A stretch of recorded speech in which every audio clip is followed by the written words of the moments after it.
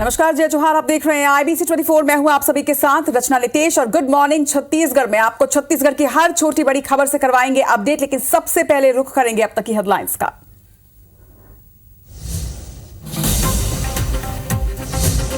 छत्तीसगढ़ विधानसभा के मानसून सत्र का आज तीसरा दिन। सदन में विपक्ष के अविश्वास प्रस्ताव पर होगी चर्चा। कैबिनेट मंत्री अपने विभागों से जुड़े प्रश्नों का देंगे जवाब।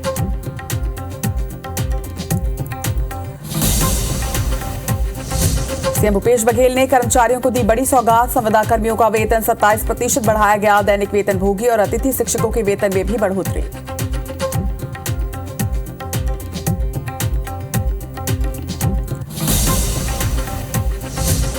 रायपुर में संविदा कर्मचारियों का आमरण अनशन जारी। नियमितीकरण की मांग को लेकर अन्न जल का किया है त्याग। 16 दिन से जारी है कर्मचारियों की हड़ताल।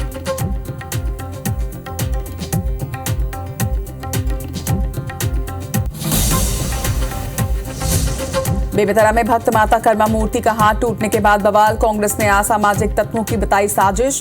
स्थानीय लोगों ने थाने में दर्ज करवाई शिकायत।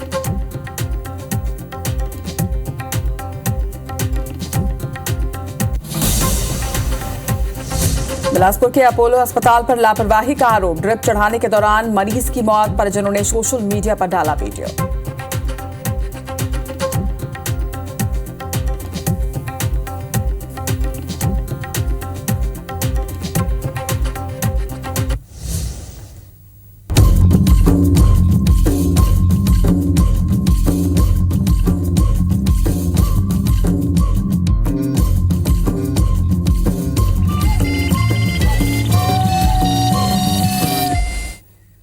और हेडलाइंस के बाद गुड मॉर्निंग छत्तीसगढ़ में सबसे पहले आपको बताते हैं कि छत्तीसगढ़ की आज किन खबरों पर दिन भर रहेगी IBC 24 की नजर।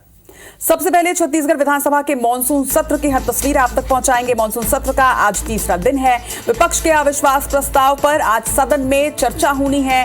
देर रात तक चर्चा की संभावना है। वहीं दूसरी खबर ST/SC युवा वर्ग के नगर प्रदर्शन से जुड़ी हुई, जिस पर अब राज्य सरकार एक्शन मोड में नजर। दूसरी खबर ST/SC युवा वर्ग के नगर प्रदर्शन से जुड़ी हुई, जिस पर अब राज्य सरकार एक्शन मोड में नजर आ रही है। आज मुख्य सचिव समीक्षा बैठक करेंगे। अब तक क्या कार्रवाई हुई, इस पर समीक्षा की जाएगी। वहीं तीसरी खबर नगर प्रदर्शन मामले में बीजेपी सभी विधानसभा में पुतला दहन करेगी। आम आदमी पार्टी खाद बीज के मुद्दे पर कृषि मंत्री का घेराव करने जा रही है, तो वहीं JCCJ विधानसभा का आज घेराव करेगी। यानी तीनों पार्टियां प्रदर्शन करने के मूड में नजर आ रही है। वहीं चौथी खबर नियमितीकरण की मांग को लेकर संविदा कर्मचारियों की हड़ताल से जुड़ी हुई।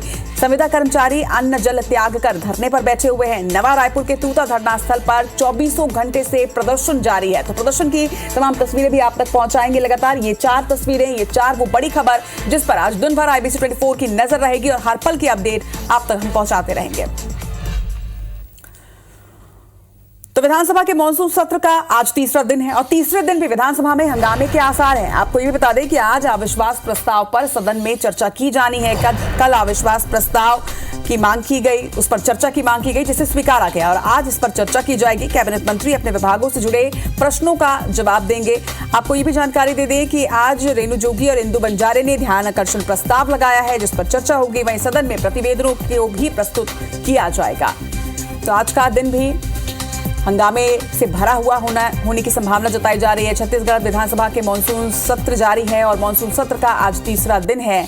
परसों से इसकी शुरुआत हो चुकी है। कल दूसरा दिन बेहद हंगामे भरा रहा और आज भी हंगामे के आसार हैं। एक तरफ जहां विधानसभा के अंदर मानसून सत्र का तीसरा दिन जारी रहेगा, तो विधानसभा के बाहर भी काफी गहमा गहमी का माहौल रहने वाला है, क्योंकि 3 विपक्षी पार्टियों ने घेराव करने की चेतावनी दे दी है। छत्तीसगढ़ विधानसभा में आज तीसरे दिन भी चर्चा जारी रहेगी और तीसरे दिन हंगामे के आसार भी हैं। छत्तीसगढ़ विधानसभा में सीएम भूपेश बघेल ने 6021 करोड़ रुपए का अनुपूरक बजट पेश किया है, जो कि पारित भी हो गया। इस तरह राज्य सरकार का बजट अब 1,27,532 करोड़ रुपए का हो चुका है। अनुपूरक बजट भाषण में मुख्यमंत्री भूपेश बघेल ने 2000 करोड़ रुपए के कई अहम ऐलान किए हैं, मगर विपक्ष कर्मचारियों के नियमितीकरण को लेकर राज्य सरकार पर हमला बोल रहा है।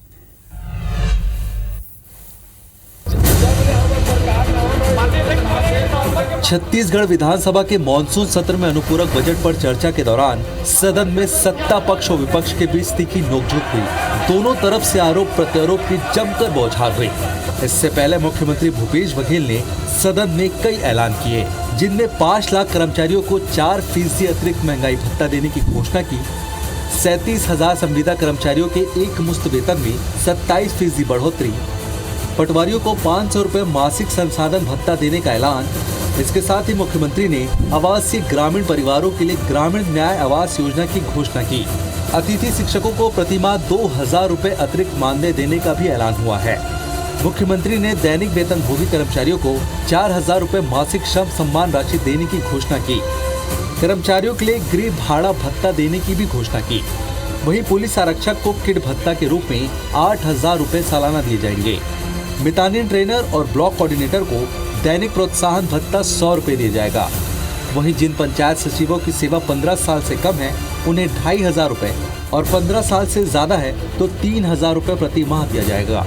इसके साथ ही मातृत्व और पितृत्व अवकाश भी दिया जाएगा। मुख्यमंत्री विशेष स्वास्थ्य सहायता योजना के तहत अधिकतम सहायता राशि की सीमा 20 लाख रुपए से बढ़ाकर 25 लाख रुपए कर दी गई है। शासकीय कर्मचारी जो लगातार मांग कर रहे थे, सभी शासकीय कर्मचारी महंगाई भत्ता 4% की वृद्धि की गई है। वहीं विपक्ष ने चुनाव से ठीक पहले घोषणाओं को लेकर सवाल भी उठाए। बीजेपी नेताओं ने मुख्यमंत्री को बयानवीर बताया। संविदा कर्मचारियों की मांग है कि उनको रेगुलर किया जाए। 27% देने से कोई फायदा नहीं है। ये तो खाली घोषणावीर सरकार है, पब्लिसिटी की सरकार है और पब्लिसिटी लेने के लिए ये घोषणाएं की गई हैं। मुख्यमंत्री जी के द्वारा जो नियमितीकरण की जो घोषणा होनी थी, आज उन्होंने घोषित नहीं करके एक प्रकार से यहाँ के जो हमारे कर्मचारी, जो संविदा कर्मचारी है, नियमित कर्मचारी हैं, आंगनबाड़ी है, ऐसे बहुत सारे लोग थे जिनको छलने का काम किया। छत्तीसगढ़ में चुनाव से पहले हुई इन घोषणाओं को सभी वर्गों को साधने की कवायद के तौर पर देखा जा रहा है। जिन वर्गों ने आंदोलन किया उनके लिए मुख्यमंत्री ने बड़ी घोषणाएं की है। अब इनका असर कितना होता है ये भविष्य तय करेगा। सौरभ सिंह परिहार, IBC 24, रायपुर। छत्तीसगढ़ में विधानसभा चुनाव होने हैं और उसके ठीक पहले अब लोगों ने अपना प्रदर्शन शुरू कर दिया है। लगातार अपनी अपनी मांगों को लेकर अलग अलग वर्ग जो है वो प्रदर्शन कर रहा है। SC/ST युवाओं के नग्न प्रदर्शन के मामले में बीजेपी SC मोर्चा आज सभी विधानसभा मुख्यालयों में शव यात्रा निकालने जा रहा है। तो वहीं आपको ये भी बता दें कि खाद बीज बोनस के मुद्दे पर आम आदमी पार्टी भी आज कृषि मंत्री के बंगले का घेराव करने जा रही है। आप कार्यकर्ता कटोरा तालाब के पास इकट्ठा होकर मंत्री के बंगले के लिए रवाना होंगे। इधर JCCJ भी अपनी उपस्थिति दर्ज कराएगी और कार्यकर्ता विधानसभा का घेराव करने निकलेंगे। वादा खिलाफी और भ्रष्टाचार जैसे मुद्दों पर यह घेराव किया जाएगा। बताया जा रहा है कि दोपहर 12 बजे JCCJ कार्यकर्ता पंडरी बस स्टैंड से विधानसभा की ओर कूच करेंगे। तो ये 3 तस्वीरें आज 3 विपक्षी पार्टियां अलग अलग मांगों को लेकर विधानसभा घेराव करेगी और इसके साथ ही कृषि मंत्री के बंगले का घेराव भी किया जाएगा। एक तरफ जहां पर अलग तरह से कर्मचारी जो है वो अपनी मांगों को लेकर प्रदर्शन कर रहे हैं, तो दूसरी तरफ पार्टियां भी अब विरोध दर्ज करा रही हैं और 3 विपक्षी पार्टियां आज प्रदर्शन करेंगी। एक तरफ मानसून सत्र का आज तीसरा दिन, अंदर भी हंगामे के आसार और विधानसभा के बाहर भी तीनों ही पार्टियां अपनी उपस्थिति दर्ज करवाती नजर आएंगी और ये प्रदर्शन करेंगी। तो एक तरफ जहां नग्न प्रदर्शन को लेकर पूरे देश में चर्चा है, तो दूसरी तरफ छत्तीसगढ़ सरकार अब एक्शन मोड पर नजर आ रही है। मुख्य सचिव आज समीक्षा बैठक इस मामले को लेकर करने वाले हैं। फर्जी जाति प्रमाण पत्र को लेकर जिस तरह से ये प्रोटेस्ट किया गया है, अब क्या कार्रवाई अब तक की गई है, इस पर मुख्य सचिव समीक्षा लेंगे। कल GAD ने 16 विभागों के सचिवों को पत्र भेजा था और अब तक हुई कार्रवाई की जानकारी अब ली जाएगी और इसके साथ ही समीक्षा की जाएगी कि क्या ये कार्रवाई पर्याप्त है। फर्जी जाति प्रमाण पत्र की जांच के लिए एक छानबीन समिति का भी गठन अब कर दिया गया है, जो पर इस पर रिपोर्ट सरकार को सौंपेगी। अब तक क्या कार्रवाई हुई है, इस पर पूरी जानकारी और इसके साथ ही आज समीक्षा बैठक होगी। इधर नियमितीकरण की मांग को लेकर 3 जुलाई से ही प्रदर्शन जारी है। वहीं नियमितीकरण की मांग को लेकर अब कर्मचारी आमरण अनशन कर रहे हैं। 3 संविदा कर्मचारी अन्न जल त्याग कर धरने पर बैठे हैं। जब तक मांगे पूरी नहीं हो जाती तब तक धरने पर बैठे रहने की बात इन्होंने कही है। तूता धरना स्थल पर अब 24 घंटे के लिए ये प्रदर्शन जारी है। दिन और रात 24 घंटे ये प्रदर्शन कर रहे हैं। अनियमित कर्मचारी संगठन भी भूख हड़ताल पर बैठा है। अनियमित कर्मचारियों की भूख हड़ताल 16वें दिन जारी है। तो ये तस्वीरें लगातार आप तक पहुंचा रहे हैं किस तरह से प्रदर्शन तूता धरना स्थल में जारी है। बड़ी संख्या में लोग वहां पर जुटते हैं, लेकिन अन्न जल त्याग करके कुछ कर्मचारी जो हैं वो अब आमरण अनशन पर बैठ गए हैं और उनका कहना है कि जब तक उनकी मांगों को मान नहीं लिया जाता तब तक उनका आमरण अनशन जारी रहेगा। 3 संविदा कर्मचारी हैं जिन्होंने अन्न जल त्याग कर आमरण अनशन की शुरुआत की है, धरने पर बैठे हैं और मांग वही कि जब तक उनकी बातों को सुना नहीं जाता, उनकी मांगों को पूरा नहीं किया जाता, तब तक वो इसी तरह से धरने पर बैठेंगे। दूसरा धरना स्थल जहां सवेरे से लेकर शाम तक पहले धरना दिया जाता था, प्रदर्शन किया जाता था, वहीं अब वहां पर 24 घंटे धरना दिया जा रहा है।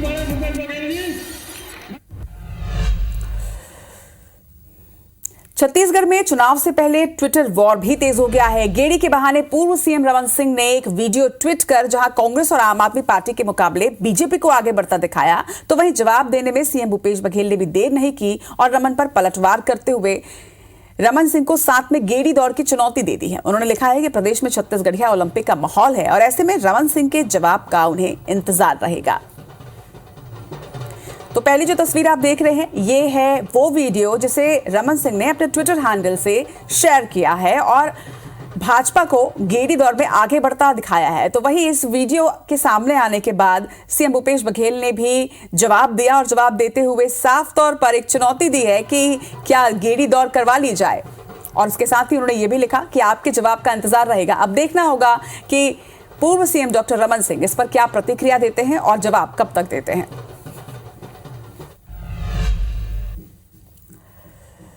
मणिपुर में जिस तरह के हालात हैं ये सभी को पता है और मणिपुर की घटना पर टीएस सिंहदेव ने एक ट्वीट किया है। आपको बता दें कि छत्तीसगढ़ के डिप्टी सीएम टीएस सिंहदेव ने लिखा है कि मणिपुर में अराजकता बढ़ती जा रही है। प्रधानमंत्री ने अब तक एक शब्द नहीं बोला है, ये काफी आश्चर्यजनक है। बीजेपी सरकार ने मूक दर्शक बने रहना क्यों चुना, ये सवाल भी उन्होंने खड़ा किया। इसके साथ ही उन्होंने ये भी कहा कि नागरिकों की सुरक्षा के लिए कुछ नहीं किया जा रहा, मानवता यहाँ शर्मसार हो रही है मगर भाजपा नहीं। मणिपुर की घटना चौंकाने वाली और बेहद दर्दनाक है। तो जिस तरह से ये वीडियो सामने आया मणिपुर का, हालांकि ये मई का वीडियो बताया जा रहा है, लेकिन आपको बता दें कि एक प्रोटेस्ट होना है और उसके ठीक पहले इस वीडियो को जारी किया गया है और वीडियो में साफ तौर पर 2 लड़कियों को जिस तरह से नग्न अवस्था में घुमाया जा रहा है और उनके साथ इतने सारे जो लोग हैं, इससे कहीं ना कहीं अराजकता का माहौल वहां पर समझ में आ सकता है। और जो हालात वहां पर हैं उसको लेकर अब छत्तीसगढ़ के डिप्टी सीएम टीएस सिंहदेव ने भी एक ट्वीट किया है कि अराजकता का ये जो माहौल है इसके साथ ही मानवता वहां शर्मसार हो रही है, लेकिन भाजपा अब तक इस पर कुछ भी नहीं कह रही है। अब तक देश के प्रधानमंत्री ने मणिपुर की घटना पर एक शब्द नहीं दिया। ये बेहद चौंकाने वाला है और ये घटना बेहद शर्मनाक।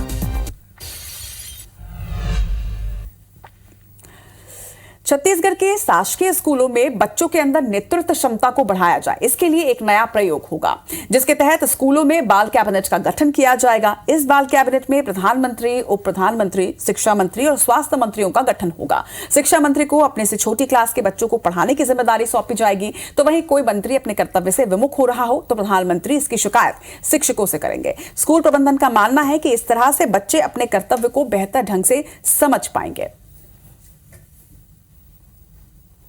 बाल कैबिनेट का गठन हम बच्चों को उनके कर्तव्य बोध और उत्तरदायित्व उनको में जागरूकता लाने के लिए करते हैं और हम इस समय 14 सदस्य का गठन कर रहे हैं। हर समय 12 सदस्य का गठन करते थे। प्रधानमंत्री जो बच्चा बन रहा है उसकी जिम्मेदारी ये है कि वो जो बाकी उसके नीचे मंत्री हैं उन पे उसकी कंट्रोलिंग रहेगी। मैम अच्छे से काम कर रहे हैं कि नहीं, यही हमारी जिम्मेदारी रहेगी। अगर कोई काम नहीं करेंगे तो हम टीचर तक शिकायत ले जाएंगे। किस तरह से मॉनिटरिंग करेंगे? कितनी टीम है आप लोगों की? पूरी 14 टीम। क्या जिम्मेदारी रहेगी आपको? अनुशासन। कैसे अनुशासन बनाएंगे? बच्चे लोग को संभालने में। बिलासपुर के बहुप्रतीक्षित इंडस्ट्रियल एरिया सेक्टर डी के डेवलपमेंट की जो अड़चने हैं वो खत्म होती नजर नहीं आ रही है। वर्षों बाद भी प्रोजेक्ट अब तक अधूरा है और केवल एक अप्रोच रोड की वजह से योजना ठंडे बस्ते में है। दरअसल अप्रोच रोड जहां पर बनना है वहां पर जमीन निजी है। करीब 300 मीटर अप्रोच रोड के लिए जमीन की आवश्यकता है, मगर जमीन के अधिग्रहण को लेकर पेच फंसा हुआ है। इसे लेकर कोर्ट में भी अब मामला पहुंच चुका है, जहां से निगम को अप्रोच रोड की व्यवस्था करने के लिए कहा गया। निगम महापौर की माने तो क्षेत्र निगम में जरूर शामिल है, लेकिन जमीन सीएसआईडीसी और उद्योग विभाग के अधीन है। निगम को अब तक जमीन का हस्तांतरण नहीं हुआ है और ऐसे में बिना हस्तांतरण के निगम वहां पर रोड का निर्माण नहीं करवा सकता। वहीं क्षेत्र नशाखोरी का अड्डा बनता जा रहा है। उद्यमी इसके लिए शासन और प्रशासन को जिम्मेदार मान रहे हैं।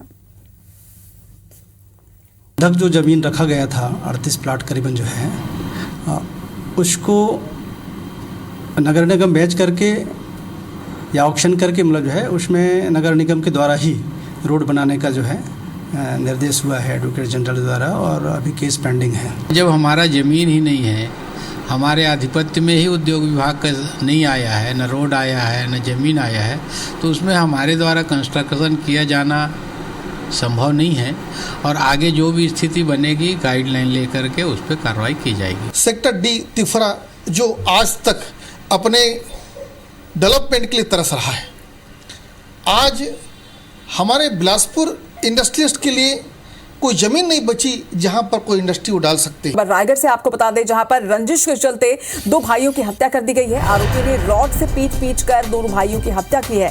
घटना के बाद आरोपी फरार बताए जा रहे हैं। वहीं पुलिस अब मामला दर्ज कर आगे की जांच कर रही है। तमनार थाना क्षेत्र की एक घटना है और रंजिश के चलते दो भाइयों की कुछ बदमाशों ने हत्या कर दी है। बताया जा रहा है कि आरोपी ने रॉड से पीट कर दोनों भाइयों को मार डाला।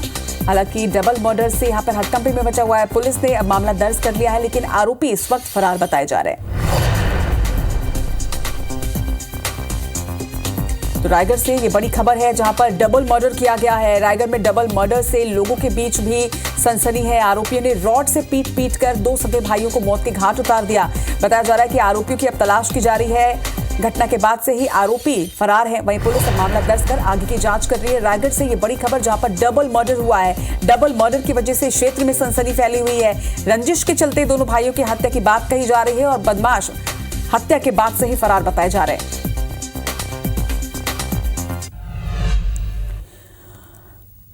और अब खबर बेमेतरा से। आपको बता दें कि बेमेतरा में भक्त माता कर्मा मूर्ति का हाथ टूटने के बाद बवाल शुरू हो चुका है।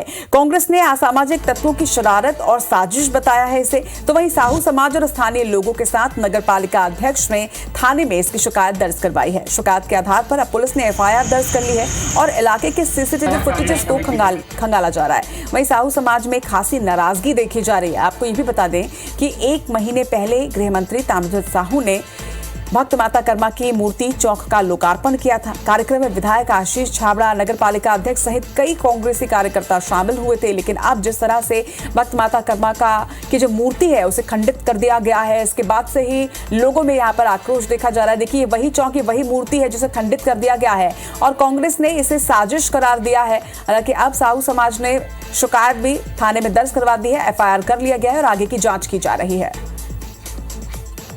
असामाजिक तत्वों के द्वारा छेड़खानी किया गया है, यह बहुत ही निंदनीय है। और हमने यहाँ पे आके मूर्ति के सामने हमने देखा इसकी वस्तु स्थिति, जिससे पता चलता है कि निश्चित ही किसी के द्वारा इसे जरूर नुकसान पहुँचाया गया है। थाने में जाके इसकी सूचना दी है और हमने रिपोर्ट दर्ज कराई है। कि यहाँ भक्त माता कर्मा का स्टेचू स्थापित हुआ था कुछ दिन पहले और स्टेचू का एक जो हाथ था वो जमीन पे गिरा हुआ पता चला। आसपास के जो भी फुटेज वगैरह उनको चेक कराया जा रहा है। बाकी अभी तक किसी भी प्रकार की शरारती तत्वों के संबंध में इस टाइप से बातें नहीं क्लियर हुई है। जो भी जांच में आएगा उसके हिसाब से आगे वैधानिक कार्रवाई किया जाएगा।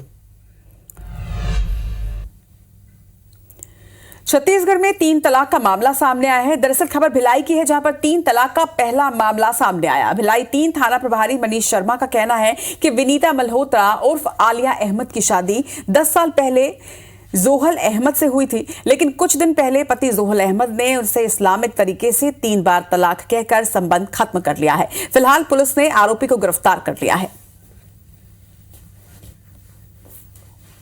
जोहल अहमद द्वारा उन्हें तलाक दिया गया, जिस संबंध में विनीता मल्होत्रा द्वारा एक लिखित आवेदन प्रस्तुत किया गया था। उनके पति के विरुद्ध जोहल अहमद के विरुद्ध अपराध पंजीबद्ध कर विवेचना में लिया गया। आज दिनांक को उन्हें गिरफ्तार कर न्यायिक अभिरक्षा में भेजा जा रहा है। गुड मॉर्निंग छत्तीसगढ़ में फिलहाल इतना ही, लेकिन देश दुनिया की हर बड़ी खबर से अपडेटेड रहने के लिए देखते रहिए IBC 24। मुझे दीजिए इजाजत, नमस्कार।